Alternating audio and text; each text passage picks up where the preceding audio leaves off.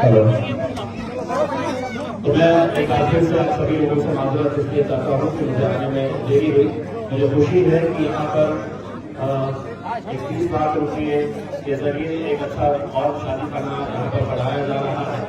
मेरी उम्मीद है कि एक बहुत ही अच्छा शादी खाना यहाँ पर बने और जब तक यहाँ पर उस शादी खाने के अंदर निकाह होते रहेंगे, कुछ दुआओं का हिस्सा मेरे हिस्से में भी आएगा। तो उसी इरादे से अल्हम्दुलिल्लाह ये शादी खाने के लिए हमने ये काम की शुरुआत करने जा रहे हैं और उम्मीद है कि बहुत जल्द ये शादी खाना बनकर तैयार हो जाएगा।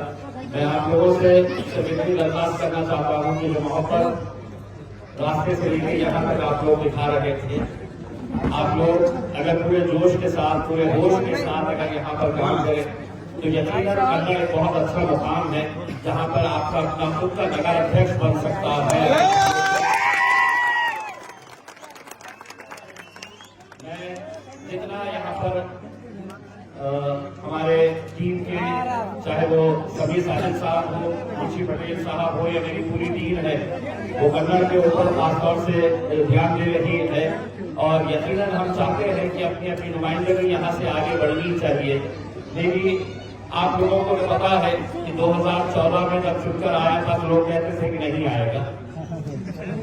2019 के अंदर तो पूरा हिसाब किताब आपको बता देते कि कैसा आता है।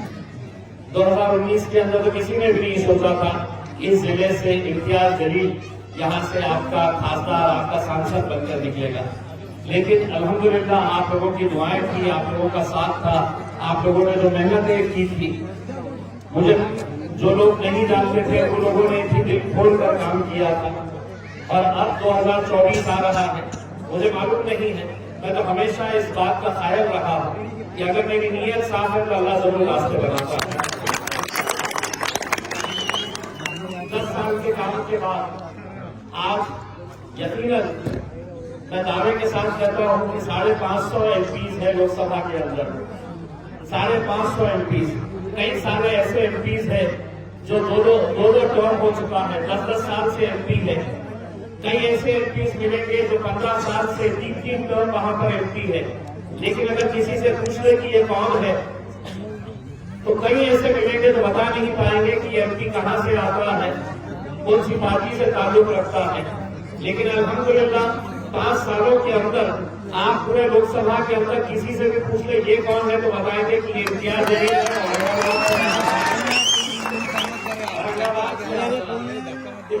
इस वजह से बना पाया है कि हमने तमाम ऐसे मुद्दों को लोकसभा के अंदर पहुंचाने की कोशिश की है। चाहे वो किसानों का मुद्दा हो, चाहे वो गरीबों का मुद्दा हो, पानी का मसला हो, बच्चों के पढ़ने का मसला हो, क्षेत्रीय की आत्महत्या का मसला हो, नौजवानों की बेरोजगारी का मुद्दा हो।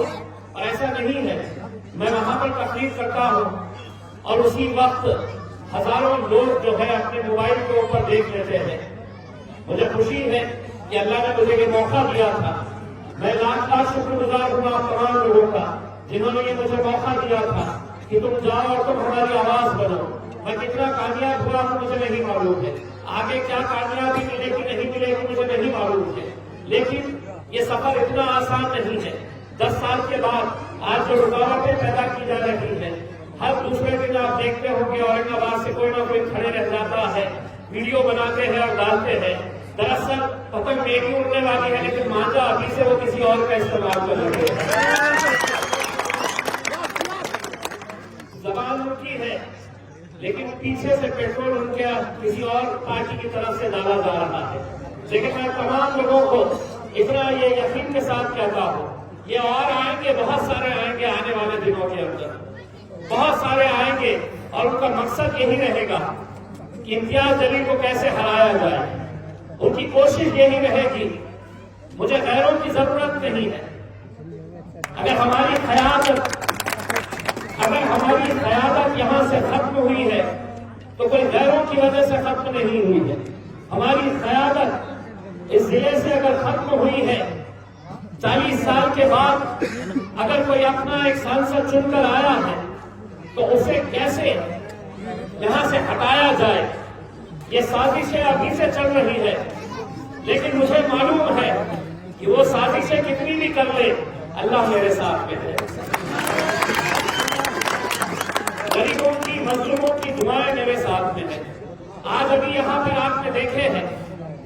साथी खड़ा हुआ है सतीश शेजुल, ये कौन लड़के हैं? ये मुझे जानते नहीं थे, ये मुझे जानते नहीं थे। इतने सारे लोग आकर यहाँ पर मेरा सत्कार जो किए हैं, ये कौन लोग हैं? ये वो मजलूम लोग हैं, ये वो गरीब लोग हैं जिनका पैसा लेकर एक बड़ा धुंधा से गायब हो जाता है। पैसा भी कितना? 250 करोड़ रुपए।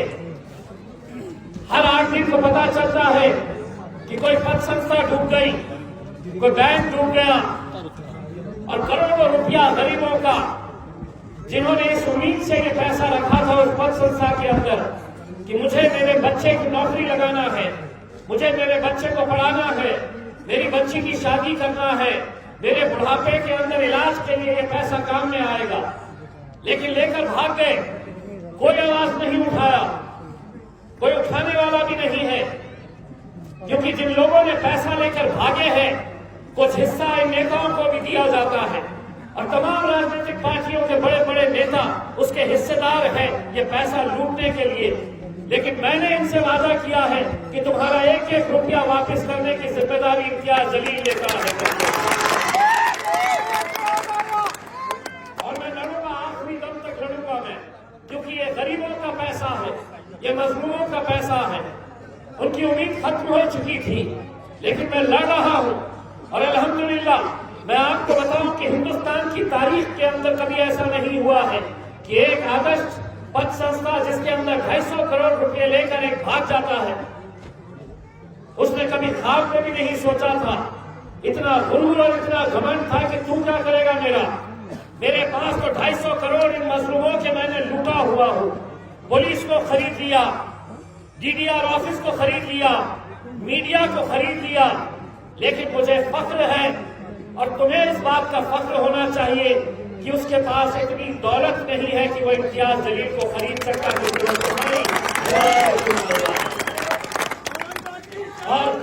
और आज उसने कभी सोचा नहीं था कि उसका पूरा का पूरा खानदान उसका आज पिछले कई महीनों से हरसुल की जेल के अंदर सड़ रहा है। मैंने उसको ये कहा है कि तू इन मजलूमों का, इन गरीबों का पैसा वापस कर, और नहीं करेगा तो तू जेल के अंदर ही सड़ कर तुझे वहीं पे जिंदगी गुजारनी पड़ेगी, मैं बाहर निकलने नहीं। आज मैं गांवों के अंदर जाता हूं, कई सारे गांव देखा जहां पर बच्चों को पढ़ने के लिए टीन के छत के नीचे पढ़ रहे हैं। आप बैठ सकते हैं टीन के शेड के नीचे, आप 6-6 घंटे बैठ सकते हैं। फरवरी मार्च के महीने के अंदर तपती धूप के अंदर मैंने कलेक्टर साहब को यह कहा था कि एक सर्वे करवाओ, मुझे बताओ कि कितने ऐसे स्कूल हैं कि जहां पर टीन के नीचे बच्चे पढ़ते हैं, उनका कसूर क्या है? गांव के बच्चे हैं, मजदूरों के बच्चे हैं, किसानों के बच्चे हैं, मेहनत करने वालों के बच्चे हैं, जिनके पास पैसा है वो तो बड़े बड़े प्राइवेट स्कूल के अंदर पढ़ा रहे हैं, लेकिन इन बच्चों का क्या कसूर है? आज एक गांव के अंदर गया गंगापुर में, तो पता चला कि बच्चों को बैठने के लिए बेंचेस नहीं है। मैंने उस मुख्याध्यापक प्रिंसिपल से पूछा कि ये बच्चों को नीचे क्यों जमीन पर बिठाया जाता है? उन्होंने कहा कि हमको जिला परिषद अधिकारी को हमने बार बार कहा है, उसने कहा कि हमारे पास बेंचेस नहीं है, बच्चों को नीचे ही बिठाओ। अब मैं जाऊंगा जिला परिषद के अधिकारी के पास और उसकी भी कुर्सी खींच कर कहूंगा कि अब तू भी जमीन के ऊपर बैठ।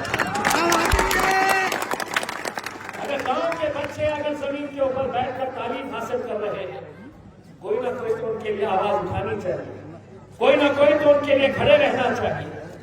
और अल्हम्दुलिल्लाह ये आप लोगों की दुआओं से मुझे ये मौका मिला, और ऐसा मौका मिला कि जब पार्लियामेंट के अंदर बोलते हैं तो सामने मित्रों वो भी देखते हैं और सोचते हैं ये आया कहां से, ये भी कितना बोलता है। वो तो बोलते ही थे हैदराबाद से शेरवानी, अब दूसरी एक परेशानी औरंगाबाद से भी आ गई, और बहुत तकलीफ होती है उन्हें इस बात से, बहुत तकलीफ होती है। वरना आज के इस दौर के अंदर तो सब झूठ ही चल रहा है, और सच बोलने वाले आज बहुत कम रह गए। लेकिन अल्हम्दुलिल्लाह जब तक जान में जान है हम सच बोलते रहेंगे, लड़ते रहेंगे। बस कन्नड़ की पुलिस से एक दरखास्त करना चाहूंगा। मैं कन्नड़ की पुलिस को एक पैगाम देना चाहूंगा।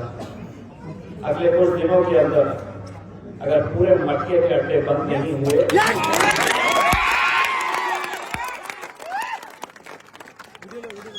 पूरे मटके के अड्डे यहाँ पर बंद होने चाहिए। और अगर पुलिस के बंद करने में नाकामयाब है, पुलिस समझती है कि मटके चलाने वाले हमसे ज्यादा ताकतवर है, तो एक बात सुन लो, पुलिस का रोल अदा करने के लिए इम्तियाज जलील खुद आएगा कन्नड़ में बंद करने। नशे का कारोबार कहां कहां चल रहा है। मैं नौजवानों तुम लोगों से ये अपील कर रहा हूं, अपनी नस्लों को बर्बाद मत करो। अपनी आंखों के सामने किसी एक नौजवान को बर्बाद होता हुआ मत देखो। हम हिंदुस्तान के हर उस बड़े शहर के अंदर देख रहे हैं कि कैसी एक साजिश के तहत नशे का कारोबार आपकी गलियों तक पहुंचाया जा रहा है। अगर आप ये समझेंगे कि आप पुलिस की मदद लेंगे, अगर आप ये समझेंगे कि हुकूमत इसे बंद करना चाह रही है लेकिन बंद नहीं हो रहा है, मैं पूरी जिम्मेदारी के साथ आपको ये कह रहा हूं, पूरे हिंदुस्तान के अंदर नशे का कारोबार जो चलाया जा रहा है वो सरकार की तरफ से चलाया जा रहा है और पुलिस की मदद से चलाया जा रहा है। ऐसे हालात के अंदर मेरी आपकी हम सब की जिम्मेदारी बनती है। बताओ कहां पे नशे का कारोबार चल रहा है, बताओ कहां पे गलत धंधे चल रहे हैं। मुझे मालूम है हर कोई सामना नहीं कर सकता है, हर कोई इन लोगों से लड़ नहीं सकता है। खामोशी में मुझे जानकारी दो, खामोशी में जानकारी दो, बंद कराने की जिम्मेदारी इम्तियाज जलील की रहेगी। मेरे भाइयों, आज जिस दौर से हम गुजर रहे हैं बड़ा मुश्किल का दौर है, बड़े मुश्किलों के दौर से हम गुजर रहे हैं। हमें एक ताकत बनकर खड़े रहने की जरूरत है।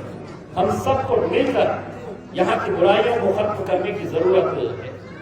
अयाज साहब ने बताया है कि यहाँ पर इस इलाके के अंदर पहले क्या काम हुआ करता था, कितनी तकलीफों का यहाँ के लोगों को सामना करना पड़ता था। हम सब साथ में मिलकर यहाँ पर जो जो भी बचे हुए काम है, वैसे तो एक एमपी जो होता है, खासदार जो होता है, वो 5 साल का होता है। 5 साल के लिए एमपी चुना जाता है। मैं 2019 के अंदर चुना गया, आखिरी किलोमीटर। 2020 में मेरे पीछे मोदी जी ने कोरोना को छोड़ दिया। 2 साल तक कोरोना चलता रहा तो 1 रुपया भी नहीं मिला कि कोई विकास के काम कर सके, कोई अच्छे काम कर सके। 2 साल बिना कोई फंड के हम यहाँ पर सिर्फ लोगों को आश्वासन दे रहे थे। एक दिन पार्लियामेंट के अंदर हमने मंत्री जी से पूछा कि मंत्री जी, ये पैसा हम कोई अपने घर के लिए नहीं इस्तेमाल करते हैं, हमने हमारे कन्नड़, गंगापुर, वैजापुर, सोरेगांव, खुर्दाबाद, औरंगाबाद, ये सभी जगहों के लिए हमने लोगों से वादा किया। तो उसने जो जवाब दिया है वो ये जवाब था, 2 साल निकाल दीजिएगा, जैसा मोदी जी जबान चलाते हैं ऐसी जबान चलाइएगा। तो 2 साल कुछ नहीं, तो 3 साल का एमपी था। अब आगे अगर अल्लाह ने मौका दिया, अल्लाह ने अगर मौका दिया कि आगे इम्तियाज जलील तुम रहोगे, तो जो बचे कुचे काम है वो करने की पूरी कोशिश करेंगे। लेकिन जैसा मैंने आपको बताया कि बहुत साजिशें रची जा रही है। अल्हम्दुलिल्लाह जो राजनीतिक पार्टियां जिनके बहुत सारे एमपीज हैं, उन्हें तकलीफ सबसे ज्यादा किससे है? उन्हें सबसे ज्यादा तकलीफ अगर किसी से है तो वो औरंगाबाद के एमपी से है, क्योंकि बोलता बहुत और बोलता बहुत डट के बोलता है, सच बोलता है, हकीकत बोलता है। तो हो सकता है कि कुछ औरंगाबाद के बिके हुए टट्टुआ आपके पास भी आने वाले हैं, आपकी गलियों में भी आएंगे, यहाँ पर भी माहौल सजाने की कोशिश करेंगे। उसमें मांझा में कहीं से आ रहा है, ले लीजिएगा, मांझा चलाइएगा, आखिरी दिन तो इंशाल्लाह पता नहीं होने वाला है। बहुत बहुत शुक्रिया आप सभी लोगों का। मैं बहुत कभी भी मोहिनी का तो कार्यक्रम हो चुका है 22 तारीख के दिन। 22 तारीख के दिन उनको जो करना था उन्होंने कर दिए थे। अब कटोरा लेकर निकलने वाले थे। देखो भाइयों बहनों आने वाले हैं। चलिए जब सबसे मुकाबला कर रहे थे तो इंशाल्लाह हमसे भी मुकाबला करेंगे। बहुत बहुत शुक्रिया।